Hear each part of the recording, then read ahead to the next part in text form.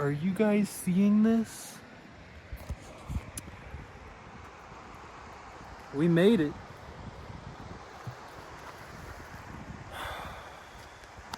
The road trip has begun, and I've driven 30 minutes, and I've already stopped twice to check out the view. Never have enough time.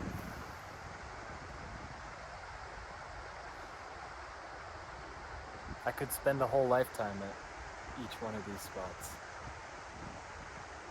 This is insane.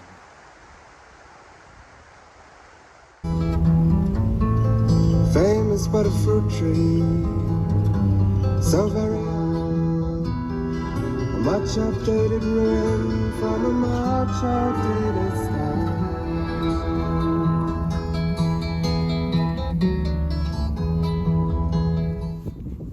All right, this is the Carcross Desert. Pretty majestical. Really opens up back here. I spent the night here last year.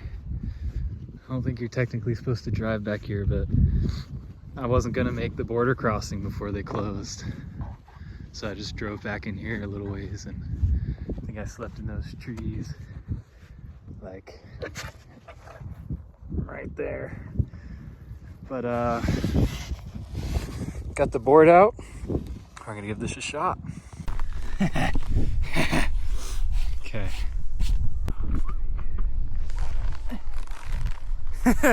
This feels so wrong in so many ways. I haven't even snowboarded in a while. Okay.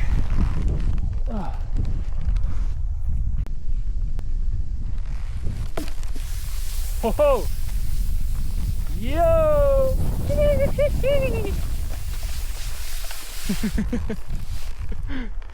Fuck yeah.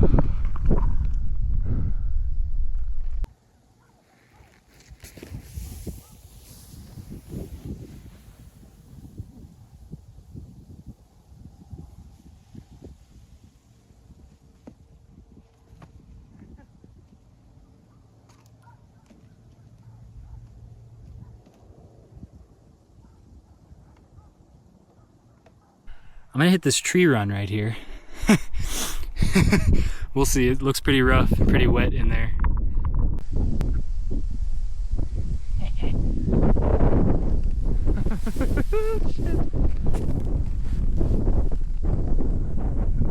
This feels so much scarier than snowboarding. What the fuck? I also don't know what's down there. Let's see.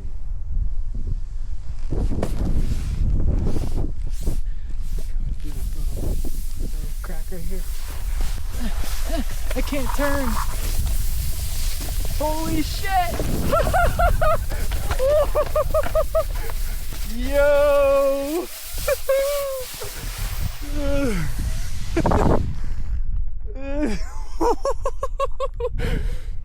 Oh, I can't believe I did that.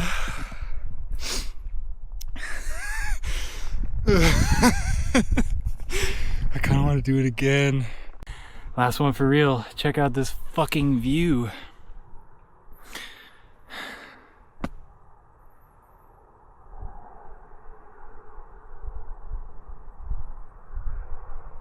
All right.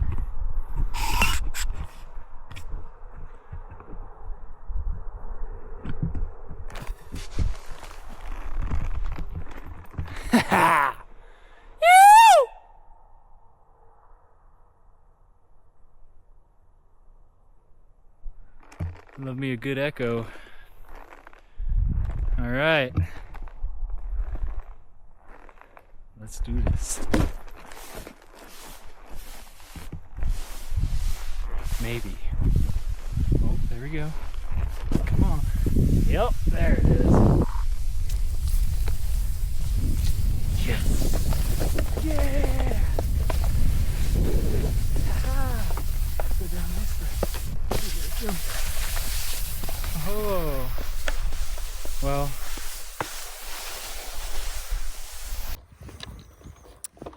I'm just thinking about things. about memories, and about how like there might be somebody who would opt out of this experience to save their board. And it's definitely crossed my mind a few times, but the experience is more important to me than the object.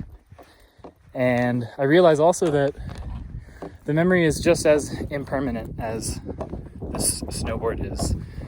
People often like to say that, you know, material things don't last, but memories do. Or like things don't last, but experiences and memories of those experiences stick around. And while that may be true, that's like if I took a picture of this snowboard and said, yeah, I still got memories of my snowboard, so it's still around. No, it's not. It's just a picture of a snowboard. I can't do anything with it. Just like the videos of me having fun just now. I can go back and watch those, and in the present moment, watching those videos, I can find enjoyment, but that experience and the video of that experience is just that. It's not the actual thing. The actual thing is just as impermanent as everything else. It's not like some things are fixed and they last and other things don't.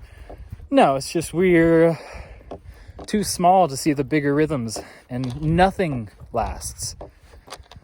I mean, we have fucking collective amnesia. We don't remember really where we came from. There's so much dispute about human history, like pre-recorded history, that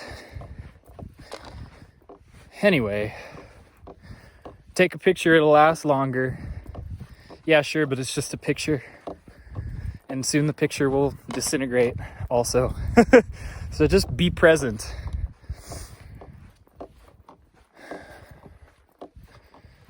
And accept that nothing lasts forever.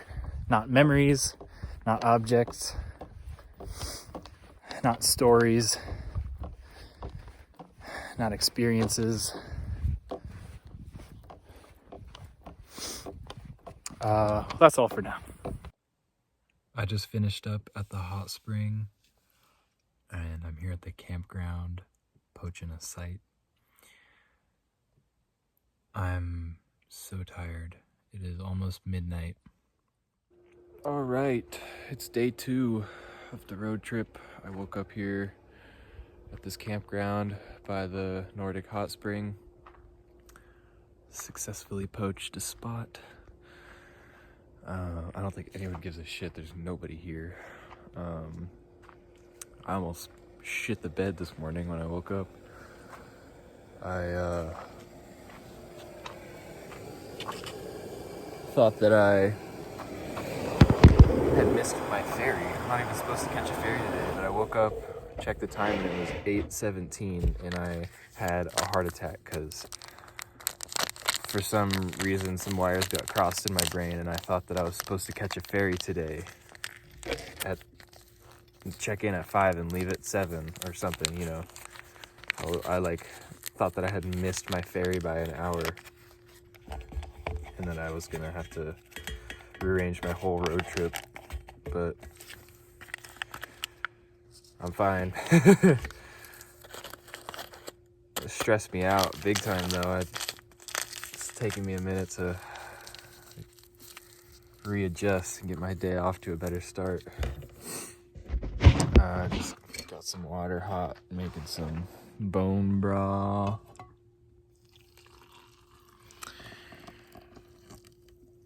Because it's cold and I'm lazy and I'm very, very hungry, but it's just gonna be another hungry day until I get to Liard Hot Spring. There's a campground there, so I'm gonna actually reserve a spot at that place because I have to, because they regulate it.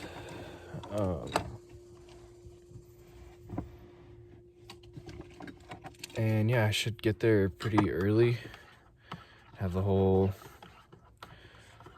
rest of the afternoon and evening to chill out, make some good food, enjoy the hot spring tonight, and even in the morning, maybe a little bit before I hit the road. Alright, I'll check it later. Yesterday when I was leaving the desert, the Carcross desert, my GPS said it was 111 miles from there. Wait. No, I think it was an hour and 11 minutes from there to here. And I just pulled up my navigation to my next spot and it's 333 miles. 111, 333. That car I parked behind on the ferry was 111. There was another car I parked right next to it. It was a 222. And I don't remember it being this colorful last year. I don't know if it's actually more colorful, if the weather was different. I know the weather was different. I don't know how that affects the colors.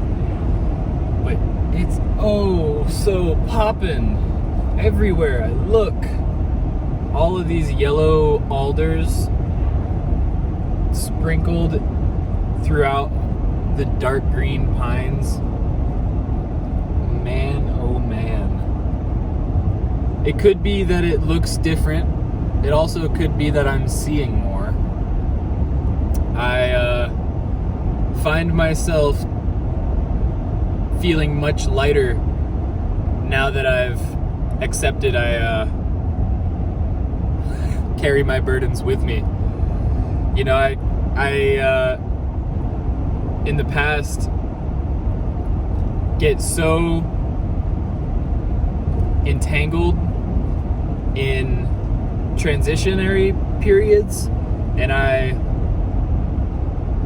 the grief overtakes me, and I've had trouble processing those big transitions in the past. And it's also because I feel like I'm supposed to be feeling all of the things that I kind of am rubbing my face in the dirt.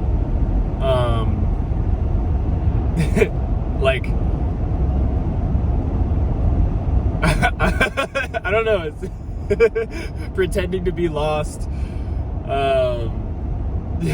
playing this game with myself as if I'm leaving parts of myself behind. It's all right here. And it's funny that, you know, whenever I try to leave things behind, or when I have that illusion that I'm leaving things behind, that's when I feel heavier. And I feel lighter when I accept that that's just an illusion. I can't leave anything behind. Any more than a boat leaves a wake behind, you know, but it's not leaving itself. Or but that wake is just as much a part of the boat as the people inside of it, driving it. And without the boat, there is no wake, you know?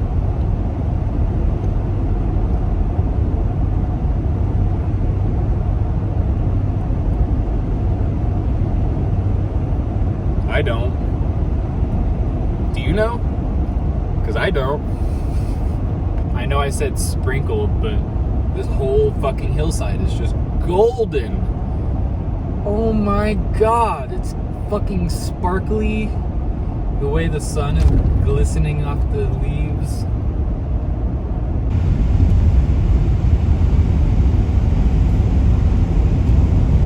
I just got gas at a place that's exactly 2 hours and 22 minutes away from my destination at the hot spring. Another angel number. This is my song. What I love about these highways is I can pretty much just come to a complete stop in the middle of the highway because there's nobody, and stick my phone out the window to get a video. Oh my god.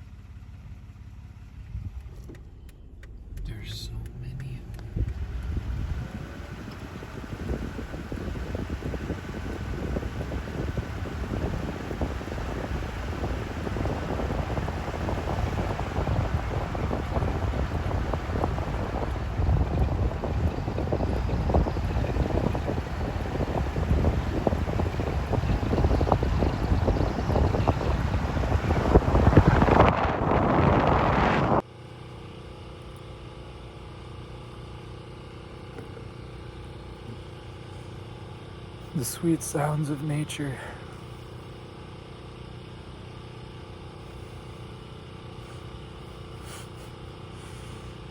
I hope this doesn't go all night.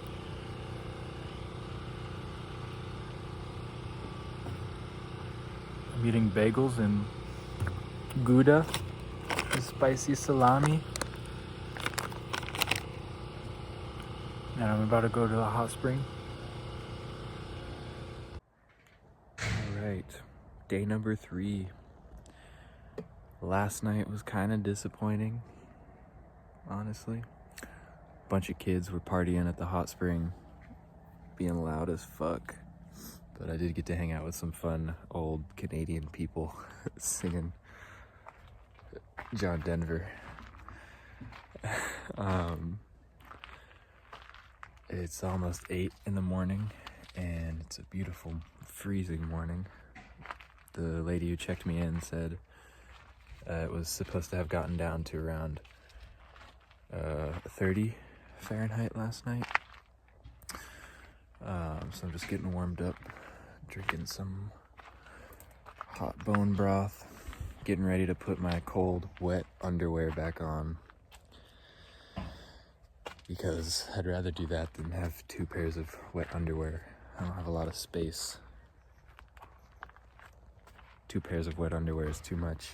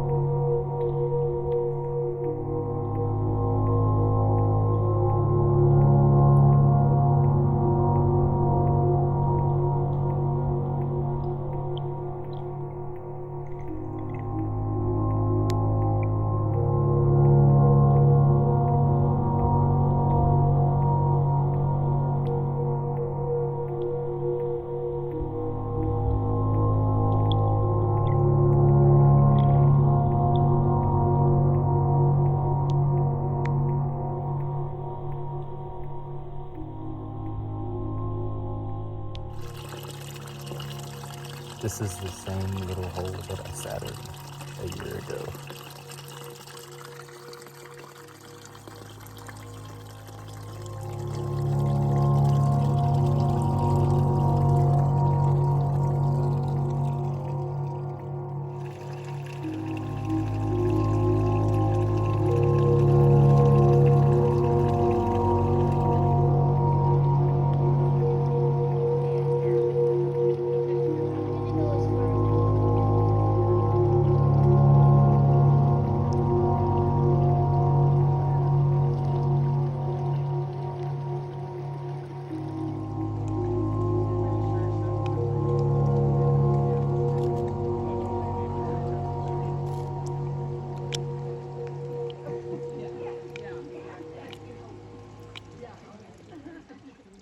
So I'm leaving the hot spring right now, and I heard some sandhill cranes up there.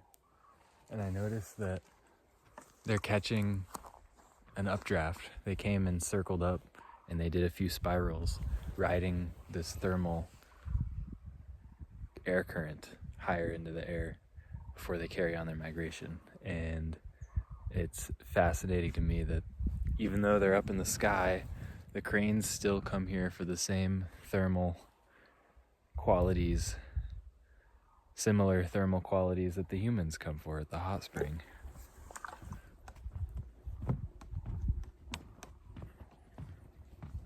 I talked to this couple in the hot spring and they told me about some cool spots. There's so much all over BC, all over Canada, and so little time. So I picked one. I'm gonna go check out the Salmon Glacier in Hyder, Alaska. So I'm crossing back over into Alaska, but there's no actual border patrol or border crossing because you can't go anywhere from Hyder. You just can turn around after you see the glacier. But apparently there's this road that goes right up next to the glacier, so I'm excited for that. That's gonna be tomorrow. Tonight I'm heading to another favorite spot called Good Hope Lake, and it's about a 3-hour 45-minute drive. So I'll have a nice long evening at my campsite tonight. Get to really settle in, get some good rest, because the next 2 days I have a lot of driving to do. Oh.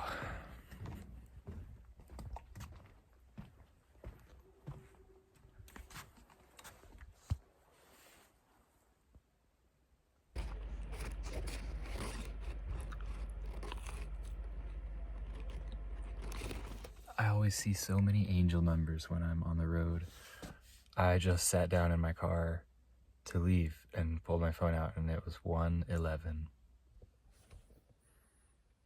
I'm about to leave and I feel very sad to leave. I love this place so much. I could live here and just dissolve back into the earth.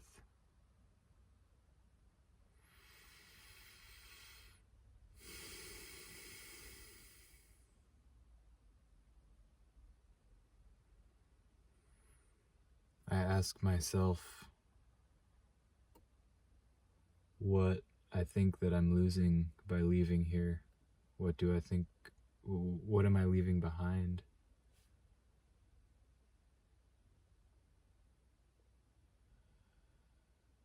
And I have memories come up from last year.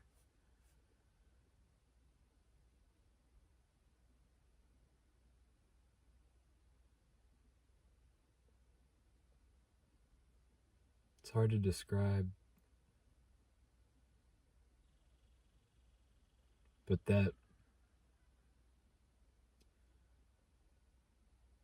that's me. You know, like swimming around in the swamp, not concerned about anything.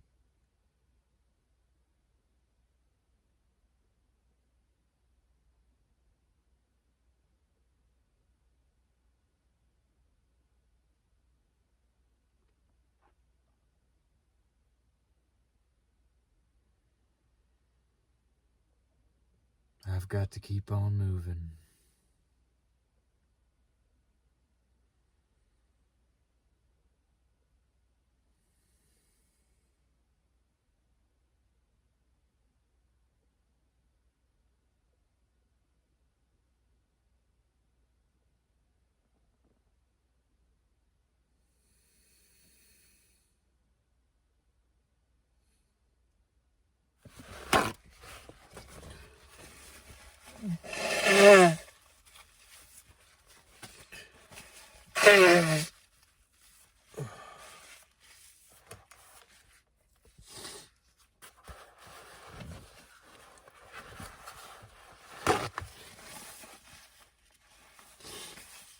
I remember being a little kid and feeling a lot of sadness and grief during goodbyes, and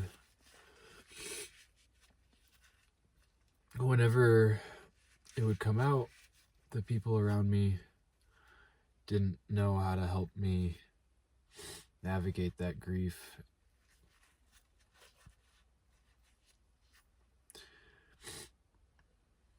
And over time, I just numbed from it, because it didn't seem to be something anybody else experienced or knew what to do with.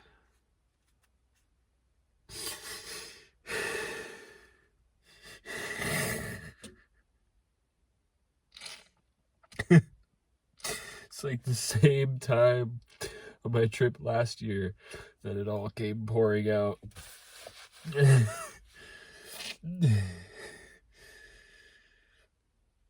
Day 3, early afternoon.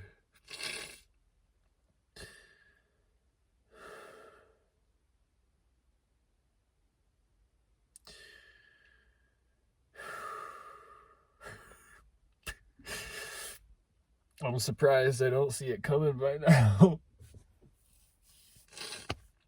Usually when I'm getting real caught up in my head,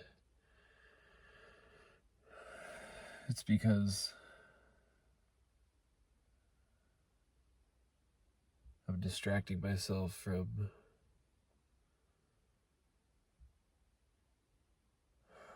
my emotions.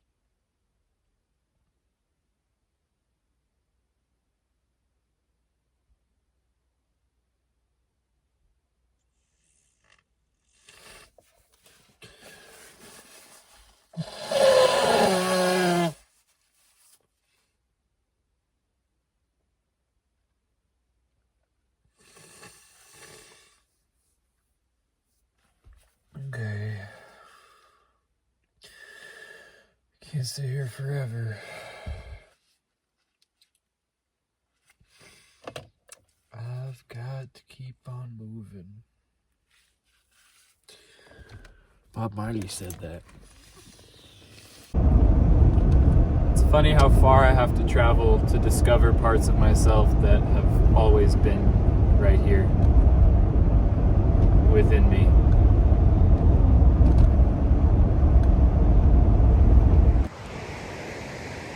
I saw a sign for Whirlpool Canyon, so naturally I pulled over, and there's a couple dudes camping down here. I guess they just were at Burning Man and they're on their way to Kodiak. So they're headed north right now. Most people are headed south. And I've been here before last year, and the water level was different. So I couldn't like walk around on the beach in the same way. And I did not know about this ridge up here. He was like, "Did you go up to the other side?" No. They gave me some coffee, shared a spliff, some stories.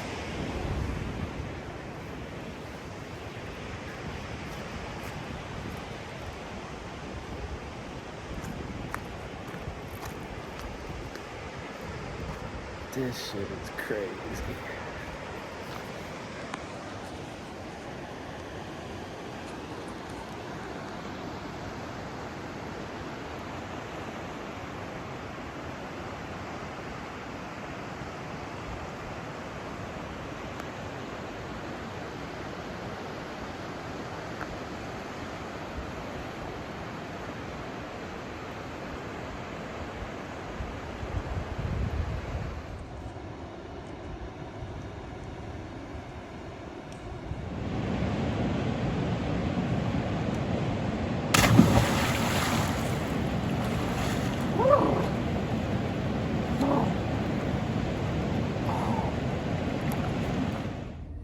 What a lovely little detour. Took a little plunge. Gave them some goodies in exchange for the coffee. And with that, I'm on my way. Something I started saying once I started traveling more, when I'm saying goodbye to people, is happy trails. We're all just walking each other home.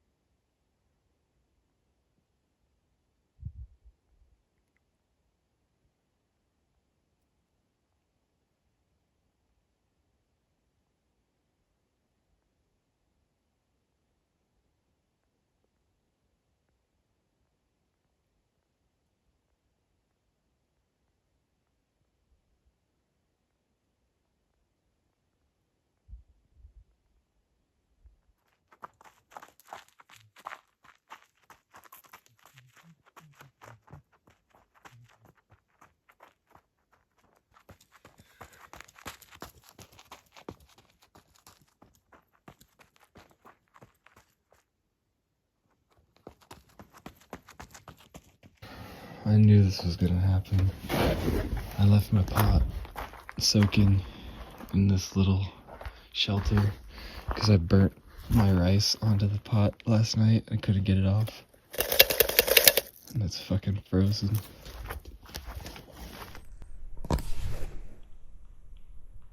I'm gonna get in his boat.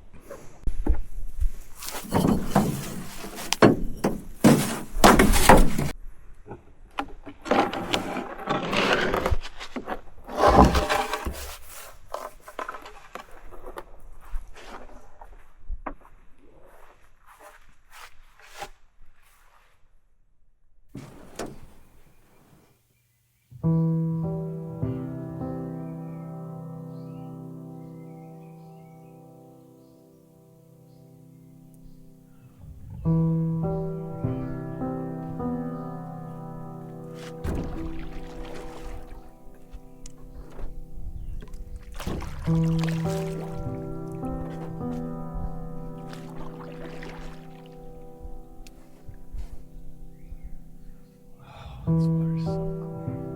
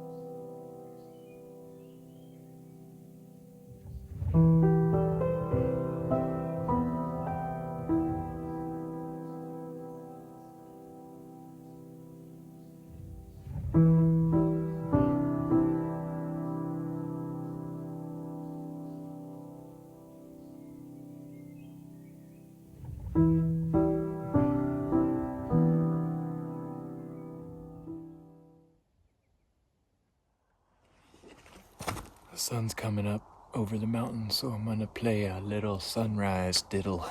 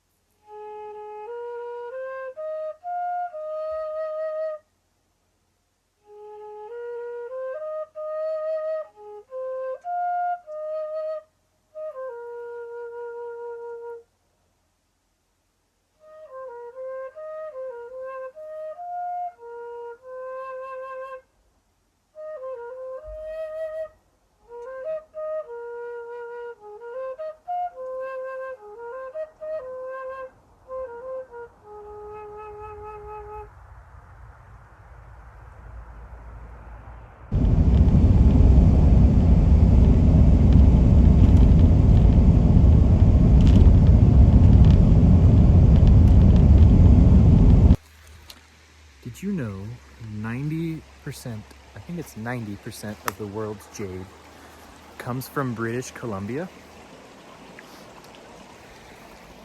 The lady at Jade City recommended this, I think this is the right creek, for possibly finding my own jade here. I'm about an hour away from Jade City.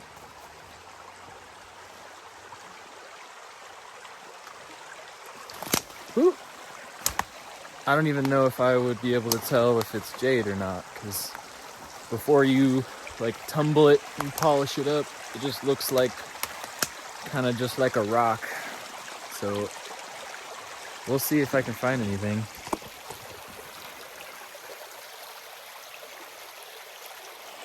I have absolutely no idea what I'm doing. These all just look like rocks to me. I just keep breaking them open to see if it's the right kind, but the problem is jade is so hard that it doesn't really break open very easily. I think I've found several pieces of jade. It looks completely different when it's not tumbled and polished. It all just looks like rocks to me. I'm trying to find, and I know I probably can't use jade for this. The lady at the Jade City said it's too hard. Even the indigenous people didn't use jade for knapping, which means like making tools out of. I am looking for a rock to make a knife with. I found a set of antlers on my birthday while I was out camping, and I'd love to make some knife handles out of those antlers, and then you use the, I don't know the term for them, like the little ends, like the pointy part of the antler, to maintain and chip and sharpen your blade as you use it. So I'm gonna make knife handles, and I'm gonna use the antlers to make the knife, whatever. I'm gonna make a fucking knife with flint or chert. I need some kind of rock that breaks in a conchoidal fracture, which means like an oval shape, pretty much. It flakes off in an oval shape. I don't really know though. I'm just gonna keep checking random creeks here and there until I break a rock open and it breaks the right way, and then that's my rock. But until then,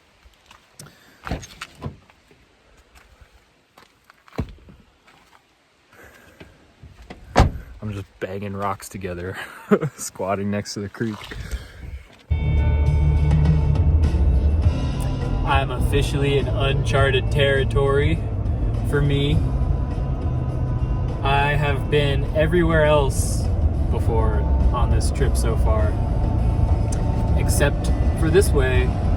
I just passed through the Mezzadine Junction. I have no fucking clue how to pronounce it. I'm on my way to Stewart right now. I'm an hour and a half, like an hour 45 away from the Salmon Glacier. And I've passed through this way 3 times, never made this turn before. So, oh, that's just a cloud. I thought I could see the glacier already. Maybe I can. Stay tuned. Oh, hello. What do we have here?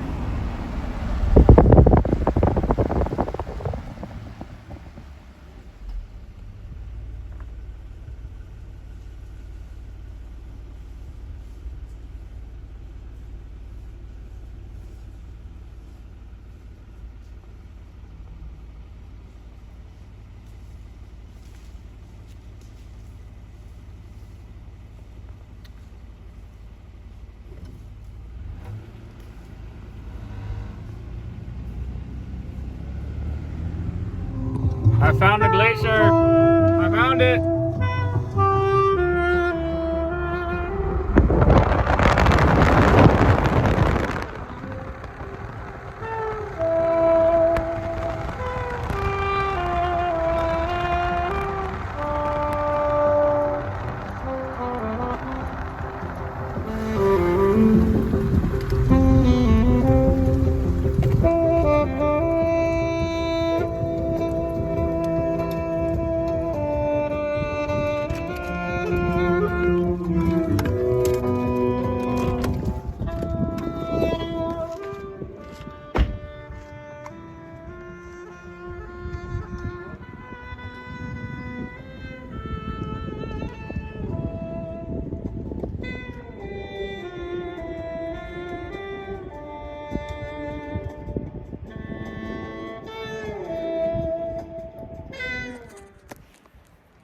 Take one good look at the glacier and then just start staring at the ground looking for rocks again.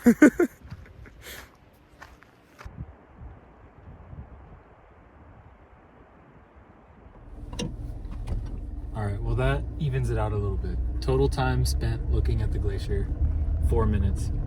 Total time spent looking for rocks, 6. This is actually Bear Glacier. I'm still an hour and a half away from Salmon Glacier. So I gotta keep on moving.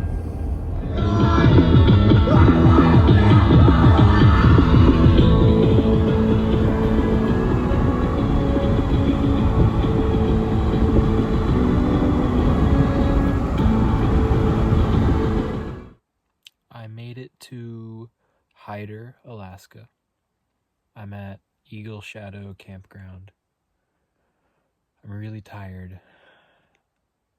and I am thinking about going to the glacier from here. It's another like 45 minutes. But I got a campsite to come back to, so I can just crash right after.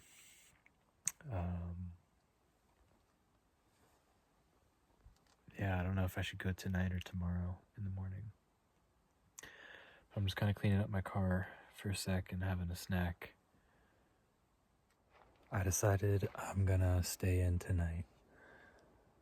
I'm very tired. I'm just gonna recuperate. It's been a long few days, and it's very quiet and very peaceful here, so I'm gonna take advantage of that. I woke up here at the Eagle Shadow Campground in Hyder, Alaska. So quiet here, it's so peaceful. It's the end of the season, and they were kind enough to help me out, even though they're technically closed on October 1st, which today's the 2nd. So I don't know what it's like during peak season, but right now it's empty. And so quiet all night. Felt very safe here. I'm a little less than an hour away from the Salmon Glacier. And including that down and back trip, I have about 10 hours of driving to do today. Here we go.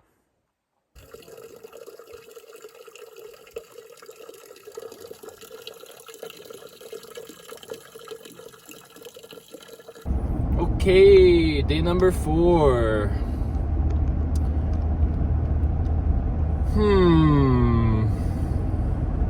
Got me some glacier water. Dumped out all the other water that I had because I wanted as much glacier water as I could carry. And I'm headed towards Salmon Glacier right now. It's about 45 minutes away, and then I'll have to double back 45 more minutes to get to Hyder, where I spent the night last night. And then it's another like 8 hours to Prince George, which is where I'm trying to get to tonight. Because tomorrow I'm trying to end up in Port Coquitlam outside of Vancouver. These are always the longest days.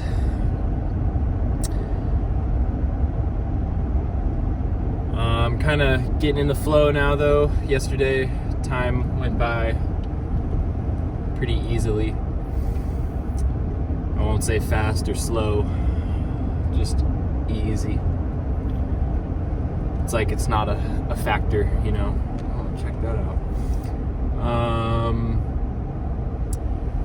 I'm really hungry. I have not eaten yet today. I haven't been really eating that much this trip so far. I'm definitely in a calorie deficit. I don't know. I think that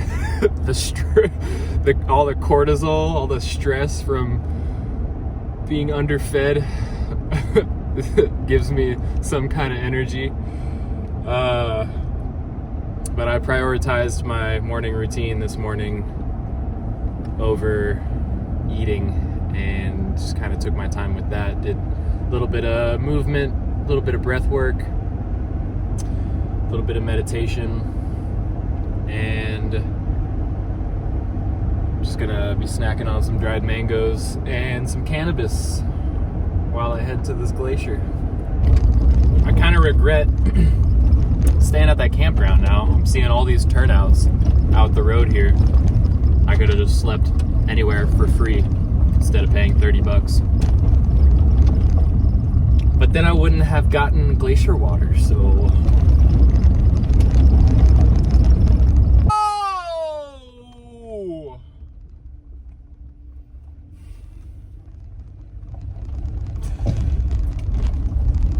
Oh, what the fuck?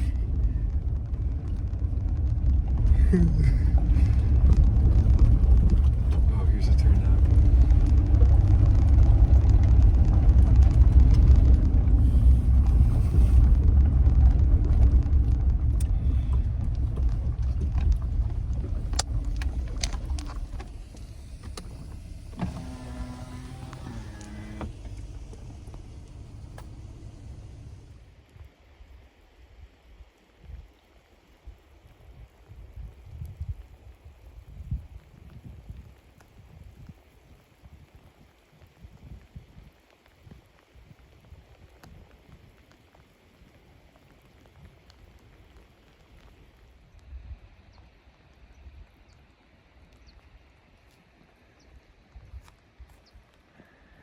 Seems like there's some pretty decent rain moving in, and I'm feeling uneasy about that.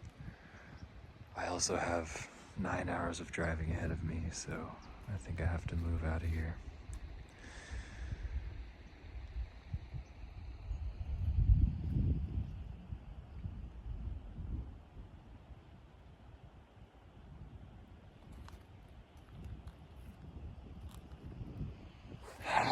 This is the kind of thing where I could stare at it for days and days. I feel like I could just fucking live out here for a year and just stare at that glacier and learn more than I ever did in 12 years of public school.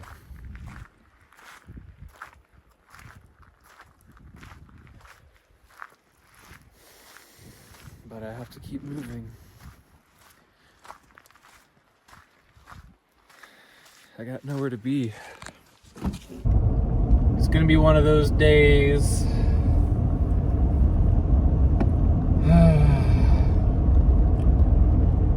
I just have to endure. And it'll probably be dark by the time I get to Prince George. And I'm hoping I can still sleep in the same parking lot I stayed in last year. You can't see me right now, but I can see the northern lights, bitch. I'm so glad that I'm running so far behind schedule, because otherwise I wouldn't be right here right now looking at the fucking Aurora Borealis.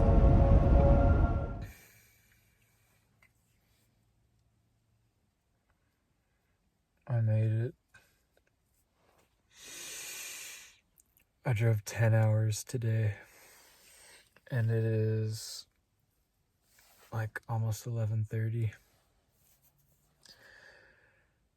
I'm at this dog park here in Prince George, where I'm gonna sleep in the parking lot and then drive another 8.5 hours tomorrow.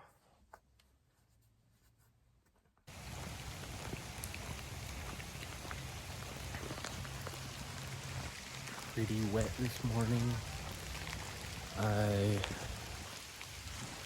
did get to sleep in a little bit. Feel pretty rested.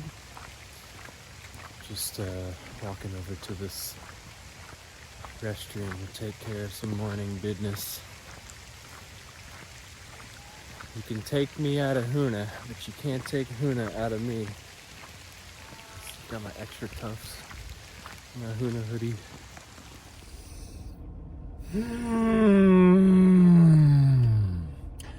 8.5 hours. Let's go.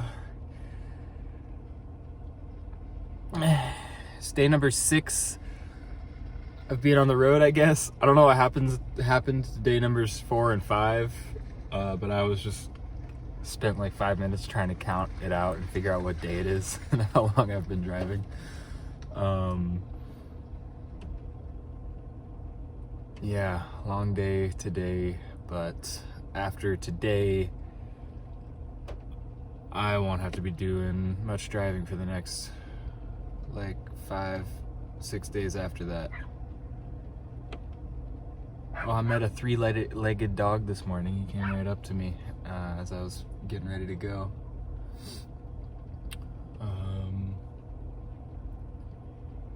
Yeah, dude. All right, we're gonna do a market haul. I just swerved over here to this Hilltop Gardens farm. See what we got. Got some ambrosia apples. We got some peppers of all kinds. Some jalapenos, banana pepper. These are something white lightning. Look at these. They're like purple and white and the weirdest shape I've ever seen. Got some Jamaican hot and what are these? Can't remember what these are. And then we got 2 kaboka squashes. We're gonna make some curry with those and with the peppers. And I got some local honey, 3 of them.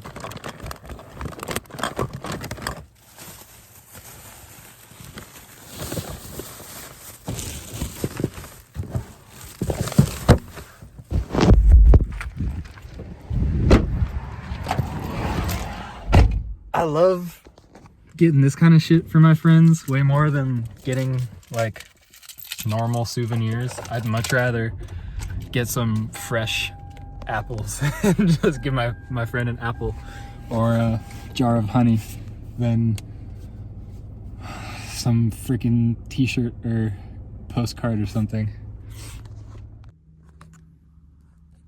I just got to my friend's place. I feel really weird. Tomorrow's technically the last day of week number 1. I don't really know if I'll have anything to document tomorrow, but might be just checking out after this one for week 1. Thanks for tagging along. Stay tuned for week 2. Or maybe I'll see you tomorrow. But if not, stay tuned for week 2.